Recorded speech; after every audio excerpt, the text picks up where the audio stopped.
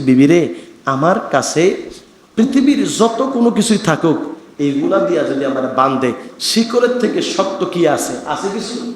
শিকল থেকে শক্ত কোনো কিছু আপনাদের জানা আছে? পৃথিবীর মধ্যে যত শক্ত জিনিসই হোক, এই শক্ত জিনিস দিয়ে আমারে বান দিলে আমারে রাখতে পারবে না। তবে তোমার কাছে গোপন কথা বলি, তুমি এটা আবার কারো কাছে কইও না। আমার কাছে একটা জিনিস আছে, ওইটা দিয়ে আমার বান দিবা। কোনটা দিয়া? কই আমার মাথার মধ্যে 4টা চুলের গুচ্ছ আছে। আমি যখন রাস্তা দিয়ে হাঁটি, আমার এই চুলের 4টা গুচ্ছ এই জমিনের মধ্যে পড়ে যায়। আমার এই 4টা চুলের গুচ্ছ দিয়ে আমার হাতে পায়ে যদি বান দাও, তাহলে আমি আর ছুটতে পারবো না, আমি আর লড়তে পারবো না। তাই না? হ্যাঁ। কই দেখো, এই খবরটা কিন্তু কাউকে বলো না। এই খবর বললে মানুষ আমাকে নিয়ে চক্রান্ত করতে পারে। ঘরের বিবি যে চক্রান্ত করছে, এই বেচারার কাছে খবর নাই। এবার দৌড়ে গেছে কাফেরদের কাছে, যে বলে খবর পাইছি তো। কি খবর? আমার স্বামীর 6টা চুলের গুচ্ছ মাথায় আছে, এইগুলা দিয়া যদি আমার স্বামীরে বান্ধে, আমার স্বামী ছুটতে পারবে না। কই তেরে দেরি করো না, তোমার স্বামী রাত্রেবেলা ঘুমাইয়া গেলে সাথে সাথে তাকে হাতে পায়ের মধ্যে বান্ধিয়া আমাদেরকে খবর জানাইবা। আচ্ছা ঠিক আছে, আপনারা ওয়েটিংয়ে থাকেন, আমি যাই এই কাজ করতেছি। বিবি গেছে, স্বামী রাত্রেবেলা ঘুমায় রয়েছে। আল্লাহওয়ালা মানুষ দিনের বেলা রোজা রাখে, আবার যুদ্ধ করে। আপনারা তো রোজাই থাকেন না, আবার যুদ্ধ করবেন কেমনে? হ্যাঁ, আপনার তো অবস্থা বেশি খারাপ হয়ে গেছে গা। আপনারা রোজা রাখলে এই আপনার চেহারার দিকে সাউন্ড যায় না। এমন মানুষ আছে, ফোলাই কইছে আব্বা, একটা কথা কইতে লইছে, আব্বা কইছে পরে বাবায় দমক মারছে। আছে কিনা? কারণ ওই যে হের মেজাজ সইরা রয়েছে, ফেডে ক্ষুদা, রোজা রয়েছে। আর বউ যদি বালা কথা কয়, বউ যদি কয় এই সাইলটা শেষ হয়ে গেছে গা, তাইলে আপনি রোজা তো রয়েছেন বাজান, আপনার তো মাথা এমনি সইরা রয়েছে, বউরে উল্টা পাল্লা শুরু করে দেয়। এমন পুরুষ আছে কি নাই বাবা? আপনি যে রোজা রইলেন, আপনার মুখেরও তো একটা রোজা আছে। আপনি যে বিবিটারে দমক দিছেন, আপনি রোজা রাইখা যতটুকু কষ্ট করেন, আপনার বিবি আপনার থেকে আরো বেশি কষ্ট করে। কথা বুঝতে পারছেন? আপনার বিবি আপনার থেকে আরো বেশি কষ্ট করে। বিবিকে ভালোবাসবেন, বিবিকে মহব্বত করবেন।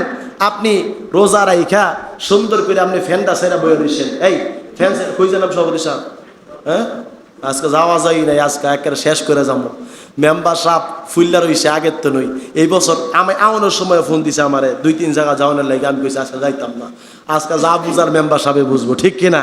হ্যাঁ, টেহা লাগলে মেম্বার সাহেবের টেহা দিব, যাও আজকে মেম্বার সাহেব যে সময় যাবে এই সময় যাবো আমি, ইনশা আল্লাহ। আমিন কন, আমিন কন। আমি কইছি যাইতাম না, আমার ডাকলেও যাইতাম না। আমি অন্যদিকে আমার ফোন দিছে ফজলু মেম্বার, ফোন দিয়া হুজুর একটু 10টা মিনিট আছেন, 10 মিনিটের কথা কই আনি আমার খেয়ে নেবে টাইম। আমি বুঝি তো, আমি ফোনই ধরি না। আমি কইছি আমি আইতাম না, আমি কইছি আমরা ইমাম সাহেব দেখেন যাইতাম না। ইনশাআল্লাহ অসুবিধা হচ্ছে আপনাদের? হ্যাঁ, অসুবিধা হইলে অসুবিধা নেই, আর 10-20 মিনিট কথা বলতেছি আমি। তো এবার সামনের বিবির হাতে পায়ে বান্ধিছে, বান্ধিয়া বিবি দৌড়িয়া যায় কাফেরদের কাছে। কি হয়েছে? কাম সেরে লাইছে। কি হয়েছে? আমার স্বামীকে বান্ধিয়া লাইছি।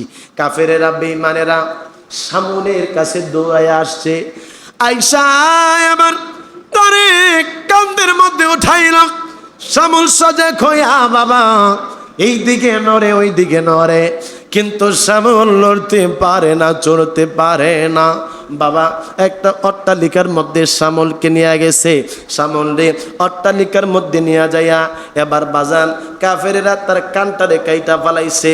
কানটা কাটে আর কয়, জীবনে অনেক বাহাদুরি করছত, ফকর করছত, কেমনে আমরা রে তুই মারছ, আমরা কোনো কিছু কই নাই।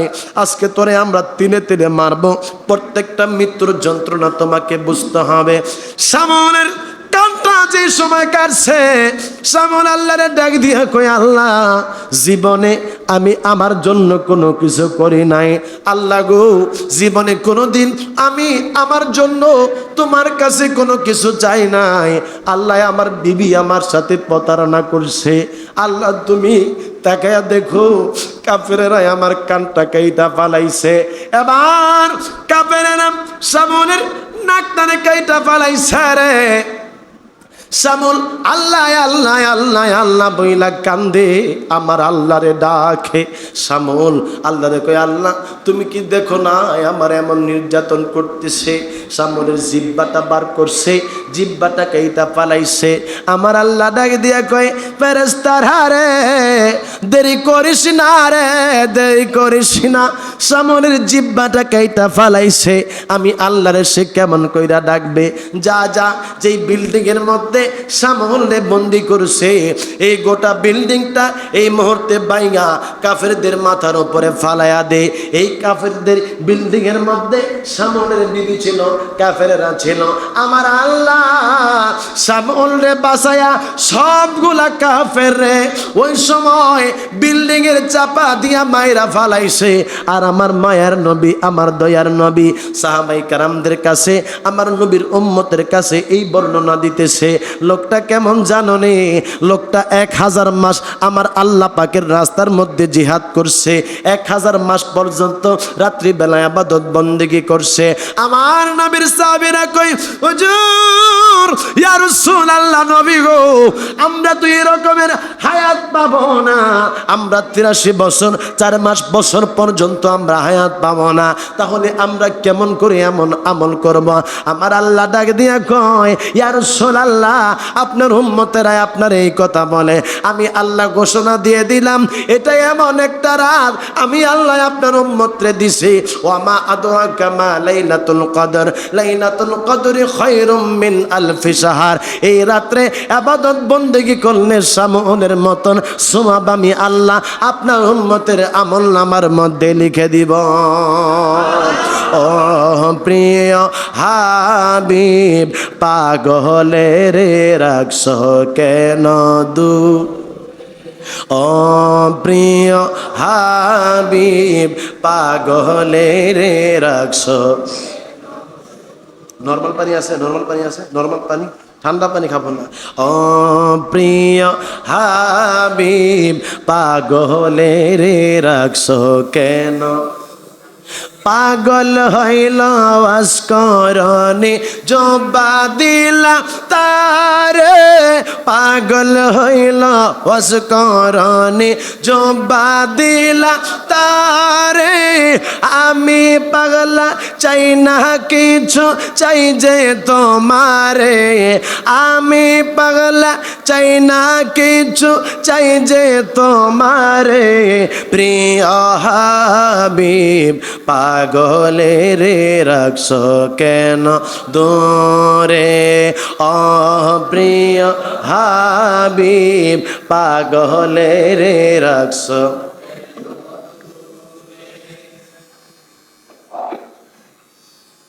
কারেন্ট গেছে কেন? মাশাআল্লাহ, ভালো।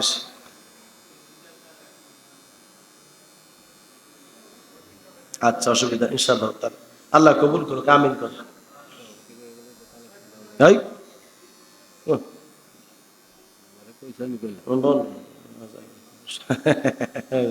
আর কিছু চাকরি যাই বোকা মানুষের বিরক্ত করলে, ঠিক কিনা? কন কালকা কালেকশন করছে, আজকে আবার কালেকশন করতে তোর কালেকশন বাদ হয়ে গেছে, তুই আমার লাগছে কইছি আর পরেছি না।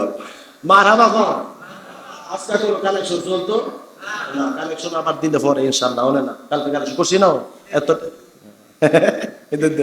আদিয়া 10,000 দিবি আমার, তাইলে কালেকশন করবো। কালকা ঠকাইছ আমার, আমার বেতনের টেহা দেয় না। আমার খাইতে রেখে দিচ্ছে, 2 শুক্রবার বেলা নাই নেই দিঘা। হ্যাঁ হ্যাঁ, দিব ইনশাল্লাহ দিব। আচ্ছা, তাই না? হইতো। আচ্ছা ইনশাল্লাহ, তাহলে ঠিক আছে। আচ্ছা, আল্লাহ কবুল করুক, আমিন কোন। স্বেচ্ছায় যদি আপনারা দেন তাইলে সেটা মসজিদের জন্য নিব। আমি একটু দুষ্টামি করছি না, বাতিজার লগে। যা হোক, মারহাবা কোন, আরো জোরে কর না, মারহাবা। আজকের রাত্রে ঘুমাবো আমরা কে কে? হাত উঠে দেখান। সালু আল গাইছে, আমরা আজকে রাতে ঘুমাবো না ইনশাআল্লাহ। আজকে সারা রাত ইবাদত বন্দেগীতে সময় কাটাবো ইনশাআল্লাহ, আমিন বলেন। আম্মা জান আয়েশা সিদ্দিকা আমার নবীকে বলতেছে, ইয়া রাসূলুল্লাহ, আপনি তো কিও সাউন্ড এমন করে। হ্যালো হ্যালো, আম্মা জান আয়েশা সিদ্দিকা রাদিয়াল্লাহু, এটা পরে কারণে ডিস্টার্ব করে। আম্মা জান আয়েশা সিদ্দিকা রাদিয়াল্লাহু তাআলা আনহা বলতেছে, ইয়া রাসূলুল্লাহ, আপনি যে এই লাইলাতুল কদরের কথা বললেন, এই লাইলাতুল কদর যদি আমি বুঝতে পারি যে আজকে রাত্রে লাইলাতুল কদর, তাহলে আমি কোন দোয়াটা পড়ব? কোন দোয়াটা আমি পড়ব? জানেন কোন দোয়াটা? কথা কয় না, জানেননি? ওই যে অনেক কথা বুঝেন না, বাইরে বেজার লাগান, আপনি বেজার গিট্টু লাগানো। শোনেন, আম্মাজান আয়েশা সিদ্দিকা বলতেছেন, আম্মাজান আয়েশা সিদ্দিকা, এখন বুঝেননি?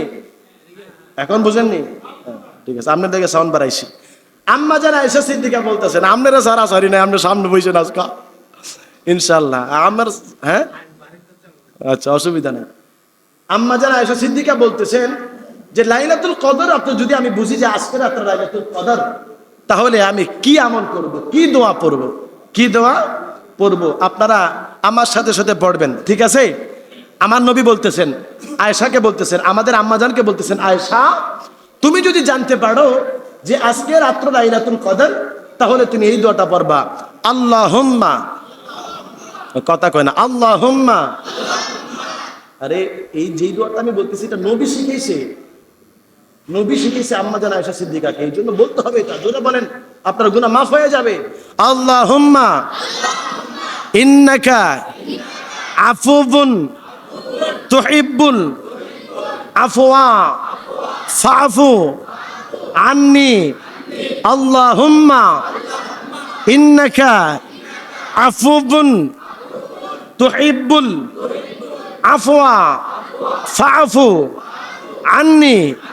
আল্লাহুম্মা ইন্নাকা আফুবুন তুহিব্বুল আফওয়া ফাফু আন্নি। সকলে আওয়াজ দিয়ে পড়েন আল্লাহুম্মা আমিন। সকলে কোন আল্লাহুম্মা আমিন। আমার নবী বলতেছেন এই দোয়াটা হলো যে আল্লাহ আপনি হলেন ক্ষমাশীল, আপনি ক্ষমা করতে পছন্দ করেন, আল্লাহ আপনি আমাদেরকে ক্ষমা করে দেন। নবী বলছে তুমি যদি লাইলাতুল কদর সম্পর্কে জানো, দেখেন আঙ্গ মিস্তুরিও আছে, দেখছেন? হ্যাঁ শফিকুল ভাই, শফি ভাই। নবী বলতেছে তখন তোমরা এই দোয়াটা বেশি বেশি পড়বা। বলতে পারবেন কেউ এই দোয়াটা কি? বলতে পারবেন কেউ? আরেকবার পড়েন, আল্লাহুম্মা ইন্নাকা আফুবুন তুহিব্বুল আফওয়া ফাফু আন্নি। এই দোয়াটা নবীজি বলছে বেশি বেশি পড়ার জন্য।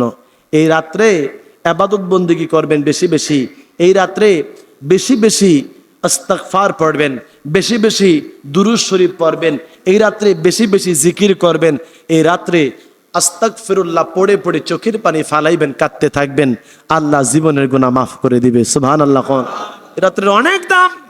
এই লাইলাতুল কদর রাত্রে সমুদ্রের পানিগুলা, সমুদ্রের মধ্যে যে মাছগুলা আছে, এই মাছগুলা পর্যন্ত আল্লাহর কাছে দোয়া করতে থাকে, আল্লাহ যারা এই লাইলাতুল কদর রাত্রে বেশি বেশি তোমার ডাকে তুমি তাদেরকে ক্ষমা করে দাও, আমিন কোন। একটা কথা বলি, যেহেতু আজকে কদর, এই কদরের পরে আমরা পাবো ইনশাআল্লাহ তাআলা ঈদুল ফিতর। কি পাচ্ছি? ঈদুল ফিতর। আপনারা যে নিজেদের জন্য চয়েস করে সুন্দর সুন্দর জামা কিনছেন, আপনি কি একবারও ভাবছেন যে আপনার বাড়ির আশেপাশে এমন কিছু মানুষ আছে যারা টাকার অভাবে তাদের সন্তানদেরকে জামা কিনে দিতে পারে নাই? আছে না নাই? আপনার অবশ্যই খেয়াল রাখা উচিত, আমি যে আমার জন্য জামা কিনলাম, আমার সন্তানের জন্য আমি জামা কিনলাম, আমার বাড়ির পাশে একজন অনাথ মানুষ আছে, আমার বাড়ির পাশে একজন গরিব মানুষ আছে, এই লোকটা তার সন্তানকে জামা কাপড় কিনে দিছে কিনা, এই লোকটা তার ঘরের মধ্যে ঈদের দিনের জন্য খানা আছে কিনা, এই বিষয়টা আপনাকে অবশ্যই দৃষ্টি দিতে হবে, না হলে আপনি প্রকৃত ঈমানদার হতে পারবেন না। অবশ্যই আপনাকে খেয়াল রাখতে হবে। এই ঈদুল ফিতর আসতেছে, ঈদুল ফিতরের দিন আমাদের আমলগুলা কি কি? ঈদুল ফিতরের দিন আপনি কি করবেন?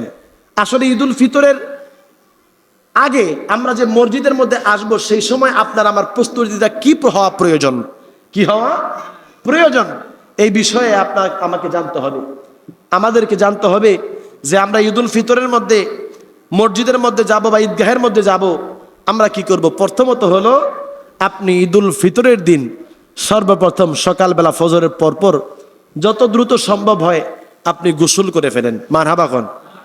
গোসল করে নতুন কাপড় পরেন, নতুন কাপড় থাকলে, আর নতুন কাপড় না থাকলে আপনি আপনার পুরাতন কাপড়গুলো আগে থেকে ধোয়া রাখবেন, ধোয়া সুন্দর করে এটাকে ইস্তারি টিস্তারি করায়া সকালবেলা পরে আপনার সন্তানদেরকে সুন্দর করে পড়াইয়া এদেরকে নিয়ে যত দ্রুত সম্ভব আপনি ঈদগাহের দিকে আসবেন, ঈদগাহের দিকে আসতে থাকবেন, সুগন্ধি টুগন্ধি লাগায়া আপনি যখন আসবেন তখন আপনি তাকবীর বলতে থাকবেন। তাকবীরটা কি বলতে পারবেন?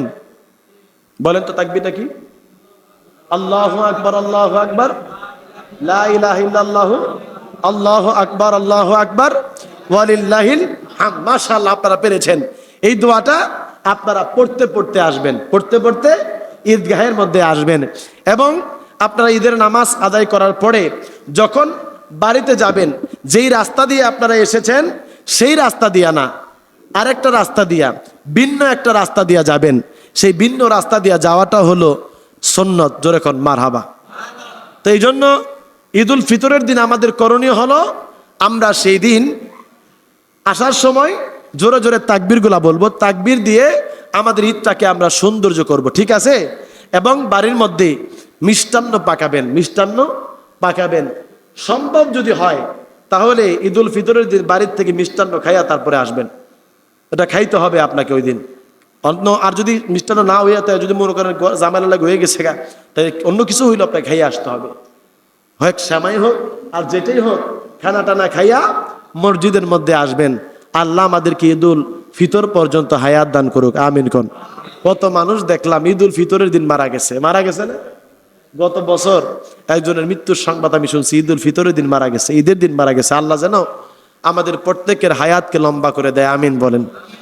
আর আরেকটা বিষয় হলো, হ্যাঁ ঈদের দিন, ঈদের দিন ও ঈদের থেকে এই, হ্যাঁ দেখছেন, যেমন নুর হামিদ বলতেছে যে গত ঈদ থেকে এই পর্যন্ত 4 জন লোক এই বাড়ির থেকে বিদায় হয়ে গেছে। কার নামটা লিস্ট হয়ে গেছে আমরা বলতে পারি না, আগামী ঈদ পর্যন্ত হয়তো বা কে চলে যায় এটা আল্লাহ জানে, আমরা জানি না। তো যাই হোক, আমি বলছিলাম সালাতুত তাসবিহ নামাজ পড়বো, এখন মোটামুটি ভাবে প্রায় 12টা বেজে গেছে। তো এখন আলোচনা করবো না, আপনারা একটু নফল নামাজ টামাজ পড়েন, কোরআন তেলাওয়াত করেন, তসবিহ জপেন। তারপরে আমি বলছি একটাই সালাতুত তাসবিহ নামাজ আদায় করব। সালাতুত তাসবিহ নামাজ আদায় করার জন্য একটা দোয়া আছে, এই দোয়াটা হলো সুবহানাল্লাহি ওয়ালহামদুলিল্লাহি ওয়ালা ইলাহা ইল্লাল্লাহু আল্লাহু আকবার। আমি নামাজের নিয়মটা যে সময় নামাজে দাঁড়াবো সেই সময় বলবো, নাইলে অনেকে ভুলে যাবেন না। হ্যাঁ, আমি যখন নামাজে দাঁড়াবো তখন আপনাদেরকে নিয়মটা আমি বলে দেব ইনশাআল্লাহ। তবে মনে রাখবেন এই দোয়াটা কিন্তু পড়তে হবে। এটা সালাতুত তাসবিহ মানে তসবিহ নামাজ, সালাতুত তাসবিহ মানে তসবিহ নামাজ। এই তসবিহটা আদায় করতে হবে। কয়শো বার পড়তে হবে? 300 বার। কয়শো বার? এই 4 রাকাত নামাজের মধ্যে 300 বার পড়তে হইব সুবহানাল্লাহি ওয়ালহামদুলিল্লাহি ওয়ালা ইলাহা ইল্লাল্লাহু আল্লাহু আকবার। কোমর ঠিক আছে নাই? কোমর ঠিক আছে নি? জোর আছে? আজকে দেয়া যাইব না কার কদ্দুর দূর ইনশাআল্লাহ। আল্লাহ যেন আমাদেরকে এই সালাতুত তাসবিহ নামাজ আদায় করার তৌফিক দান করে, আমিন করে। তাহলে ছোট্ট করে এটার ফজিলতটা বর্ণনা করি। নবীর চাচা ছিলেন হযরতে আব্বাস রাদিয়াল্লাহু তাআলা। আব্বাস রাদিয়াল্লাহু তাআলাকে বলতেছে, চাচা আমি আজকে আপনাকে এমন একটা নামাজের ব্যাপারে বলবো, যেই নামাজটা কোনো মানুষ যদি আদায় করে তাহলে তার পূর্বে যত গুনাহ করছে এই গুনাহ মাফ, ভবিষ্যতে যত গুনাহ করবে সেই গুনাহও মাফ। তাহলে এই নামাজ আদায় করে কালকে তাহলে গুনাহের কাম বেশি করবেন নাকি? হ্যাঁ, যেহেতু নবী কইছে সালাতুত তাসবিহ নামাজের পরে এর পরে গুনাহ করলো মাফ হয়ে যাবে, এর লাগি গুনাহ বেশি বেশি করবো? কথা কয় না পাবলিক। এই জন্য গুনাহ বেশি করবো আমরা না, গুনাহ করবো না, বরং সালাতুত তাসবিহ নামাজ আদায় করার পরে আমি মাসুম হয়ে গেলাম, এখন থেকে আমি নিয়ত করব আল্লাহ আমি আর ভবিষ্যতে কোনো গুনাহের কাজ করব না। নবীজি বলতেছে, চাচা যদি সম্ভব হয় তাহলে এই সালাতুত তাসবিহ নামাজটা প্রত্যেক দিন একবার পড়বেন, সুবহানাল্লাহ কোন। যদি এটা সম্ভব না হয় তাহলে সপ্তাহে একদিন পড়বেন।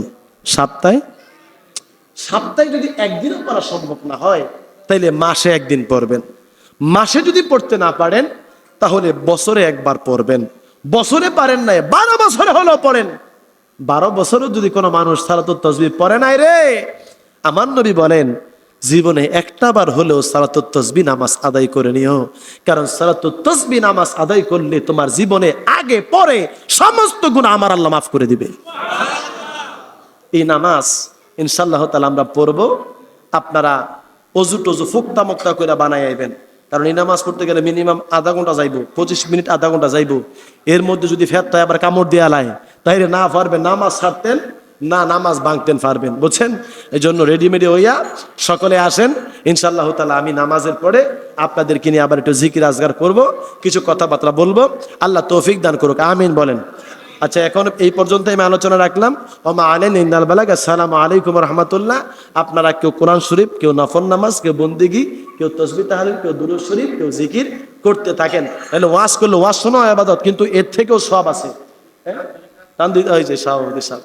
আচ্ছা, তাইলে যেহেতু একটা নিউজ আইছে, একটা চিরকুট যেহেতু আসছে, আপনাদের জন্য এই মসজিদের জন্য কিছু হাদিয়া আসছে। পিতা মোহাম্মদ আমির মিয়া, মাতা মোসাম্মদ আসমা, মেয়ে মোসাম্মদ আফরিন প্রবাসী কুয়েতের মধ্যে থাকে। তিনি আমাদের মসজিদের জন্য 5,000 টাকা দান করছে। আরো জোরে কোন মারহাবা। দেখছেন মাশাআল্লাহ, কত ভাগ্যবান মানুষ। কদর রাত্রিতে 5,000 টাকা দিছে। রাতটা কি কম দামি না বেশি দামি? আহা, মারহাবা কোন। হাই হাই, দেখছেন আমার নূর হামিদ ভাই গতকালকেও আলহামদুলিল্লাহ আপনারা অনেক দিয়েছেন। আমার নূর হামিদ ভাই গতকালকে কিন্তু দেয় নাই, কিন্তু কইছে ওই যে ডাইল দিব। হ্যাঁ, আমি চাইছিলাম বড়টা পরে, মনে মনে ভাবছে না থাক ভাই